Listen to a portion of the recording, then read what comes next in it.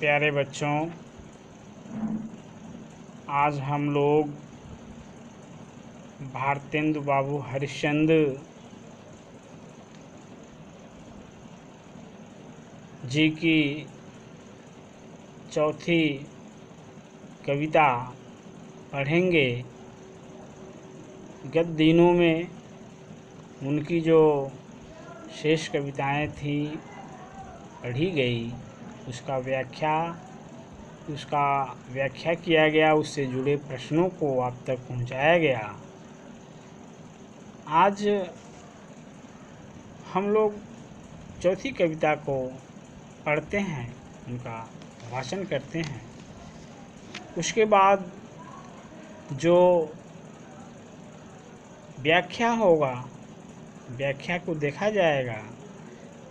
और चूँकि UP board का जो पैटर्न है,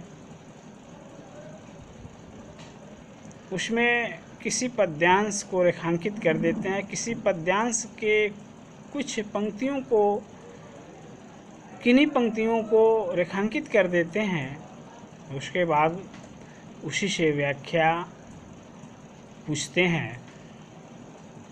इसलिए हम लोगों को पूरी व्याख्या, पंक्ति की, पद्यांश की पूरी व्याख्या को हमें समझना आवश्यक होगा। तो लीजिए पढ़ते हैं।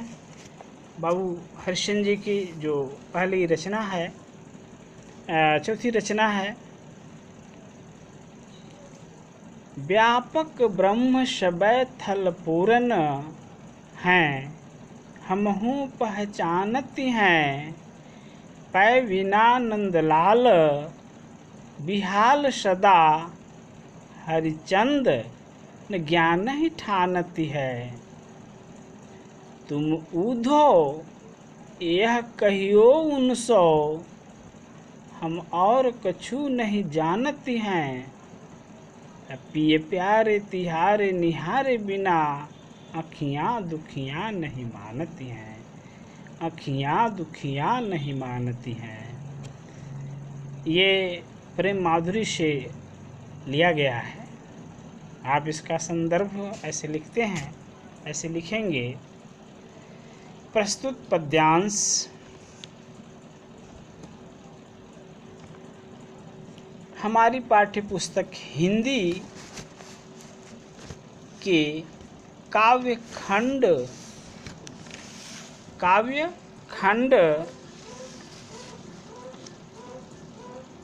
प्रेम माधुरी शीर्षक से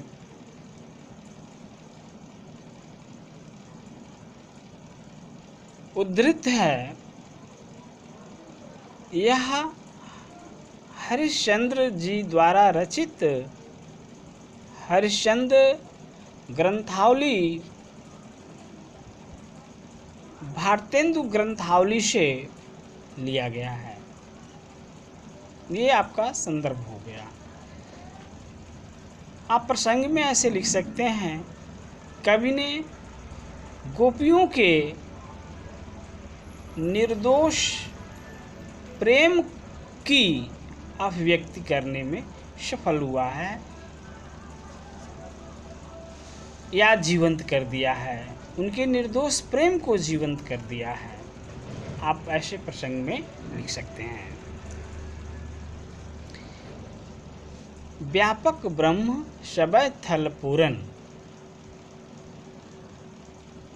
इसमें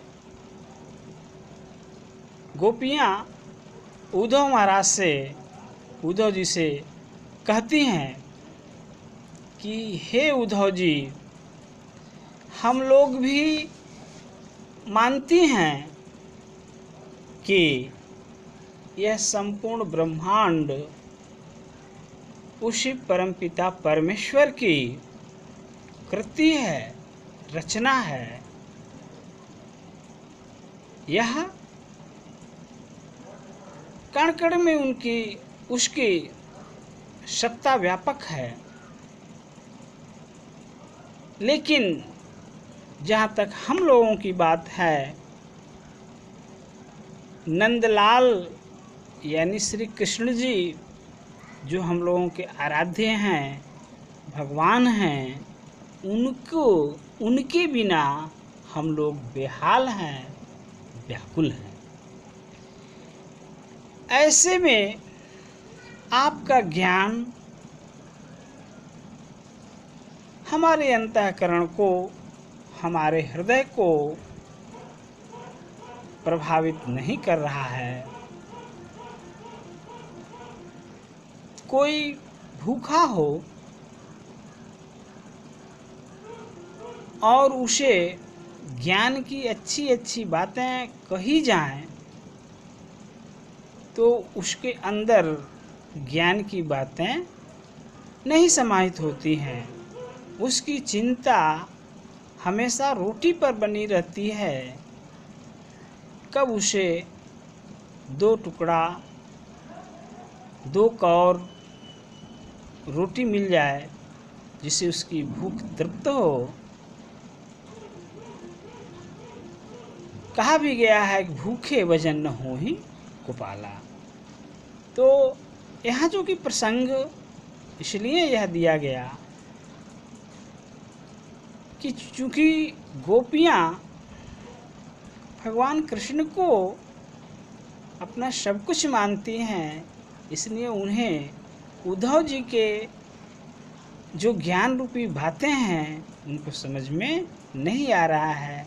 आगे कहती हैं कि आपकी ज्ञान की बातें हमें समझ में नहीं आ रही हैं। हम लोग उन्हीं के दर्शन की अभिलाषी हैं। ऐसे में आपका ज्ञान हमें कोरा लग रहा है। अस्तु, हे उद्धव जी, आप उनके परम सखा हैं।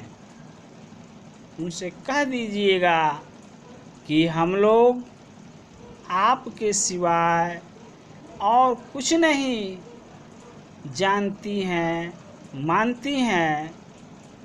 हे प्रिय, आपका दर्शन और आपको देखे बिना ये दुखियारी आँखें और कुछ मानने को तैयार नहीं हैं। इस कविता में काव्यगत सौंदर्य आप इस तरह से लिख सकते हैं कि भाषा ब्रज है, अलंकार अनुप्रास है,